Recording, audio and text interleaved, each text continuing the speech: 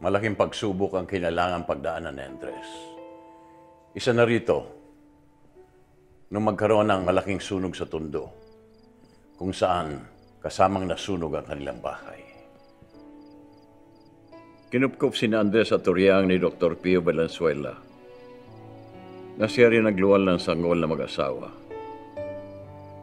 Pero ilang buwan matapos na panganganak ni Oriang, ay agad binawian ng buhay ang kanilang sanggol.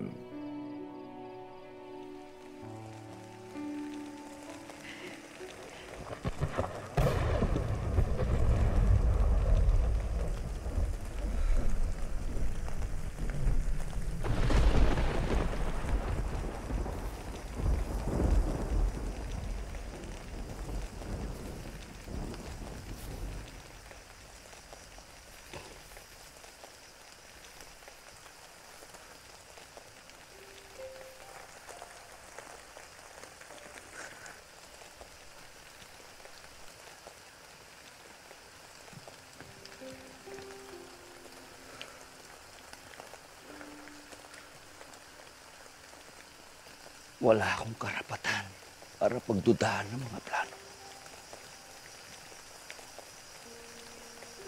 Pero, kailangan kong maunawaan kung bakit nangyari to. Alam mong mahalaga sa akin ng pamilya ko. Ang anak ko. Wala ako doon para mailigtas siya. Nandun ako. Nakikipaglaban para sa kalayaan ng ibang tao. Nakikipaglaban para sa kanya. Sa kinabukasan niya. Diyos ko, sinasabi mo ba sa akin na gusto ko na laban ito?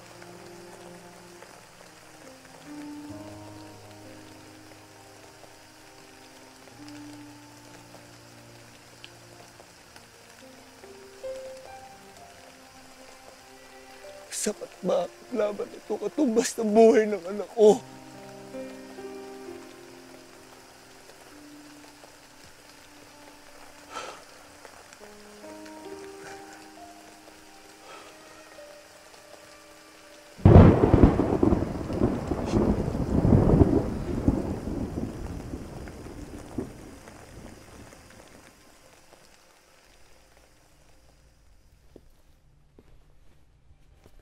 Teka lang.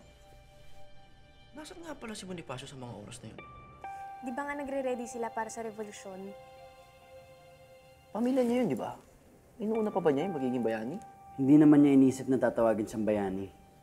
Di ba dapat siguraduhin niya munang nasa mabuting sitwasyon ang pamilya niya? Para kay Bonifacio, para din sa pamilya niya ang laban ng katipunan. Hindi lang pamilya niya ang iniisip niya. Itinuring niyang pamilya din ang buong bayan. Ang mahirap minsan, may ibang tao na walang ibang iniisip kundi sariling pamilya. Kahit na malagay sa panganib ang ibang tao. Matagal na akong naghihintay at naghahanap ng grupo na tulad ng Katipunan na maaaring magsimula ng pagbabago. Maraming taon na rin tayong nagtiis. Kung hindi dahil sa sinimula ng Supremo, hindi tayo makakita ng pag-asa. Ang mahalaga, magpatuloy ang pagpalaganap ng ating kalayaan para mas dumami pa ang bilang ng ating miyembro.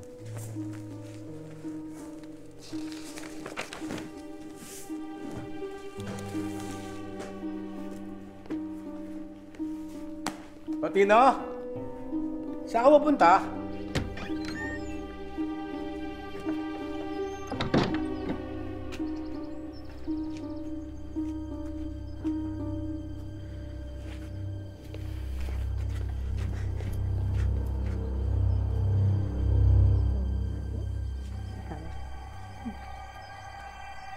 Kuya?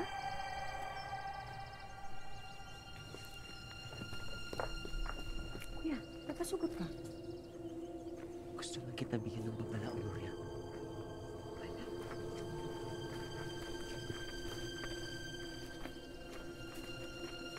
Anong babala? Hindi biro ang mga naririnig kong plano ng revolusyon.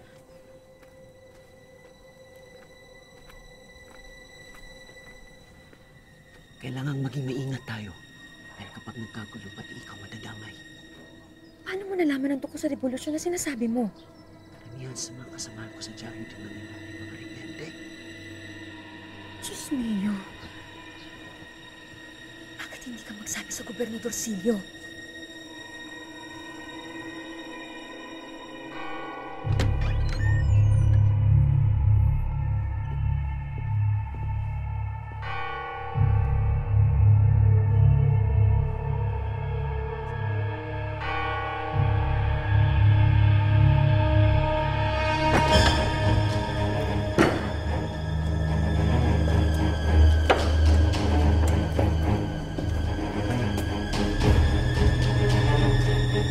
Mirad por allí.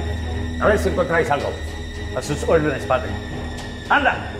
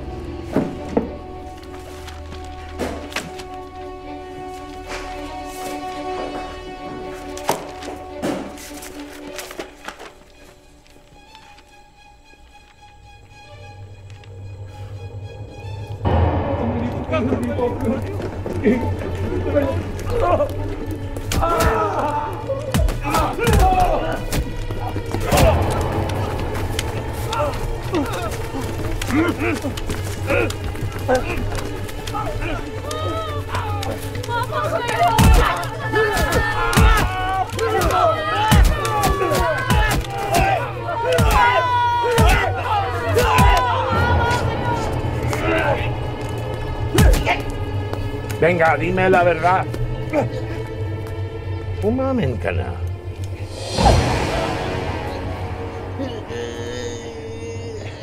Umamin ka na! Wala po akong naralaman. Sinasabi ninyo. Ganun, ha?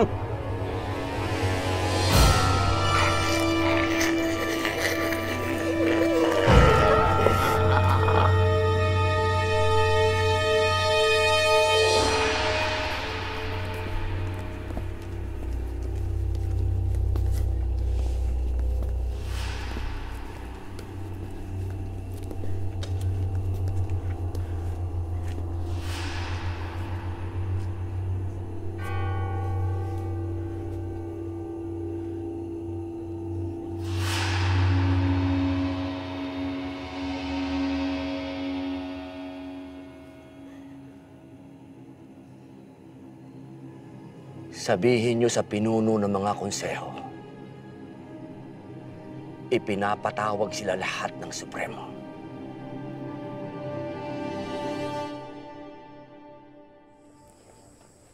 Ang kinabukasan ng mga susunod na henerasyon ay bahagi ng ating responsibilidad.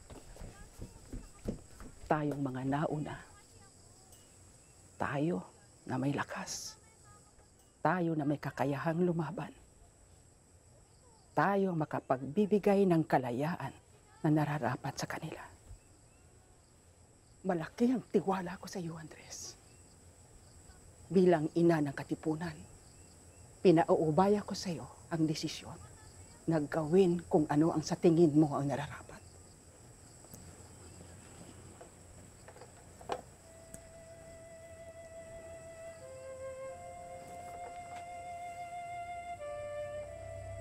Napakarami na ang naging biktima ng mga Espanyol.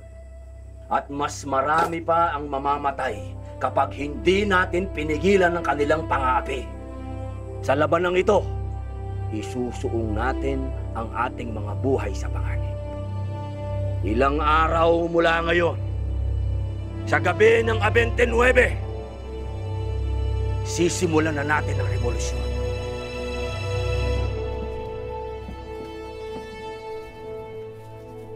Ilabas ninyo ang inyong mga sedula!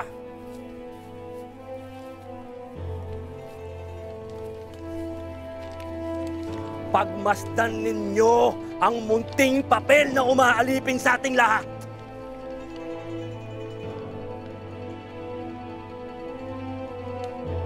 Katipunan,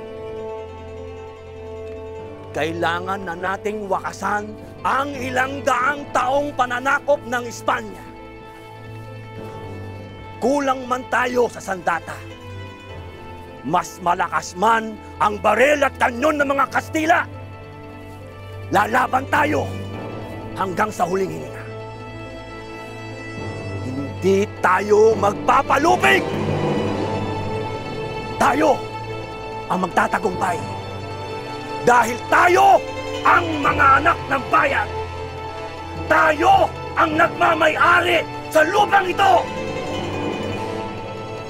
Sa atin ang bayan ito. Punitin ang mga sedula nyo! Mabuhay ang Katipunan! Mabuhay! Mabuhay ang Revolusyon! Mabuhay! Mabuhay ang Supremo! Mabuhay! Oh, ito yung sedula na pinunit nila sa bakuran nila Tandang Sora. Solid to ah. Yang sedulang yan ang nagsasabi na sa Bonifacio ang naging unang pangulo. Ano daw? Pinunit lang? Pangulo na kagad? Hindi. Yang sedulang yan. Ang ibig sabihin, sa pagpunit ng sedula ay kumalas na tayo sa gobyerno ng Kastila. At ang Katipunan ang naging unang gobyerno ng Pilipinas. Kaya si Bonifacio ang unang pangulo. Pero hindi lang sa pagpupunit ng sedula nasusukat ang pagiging pangulo.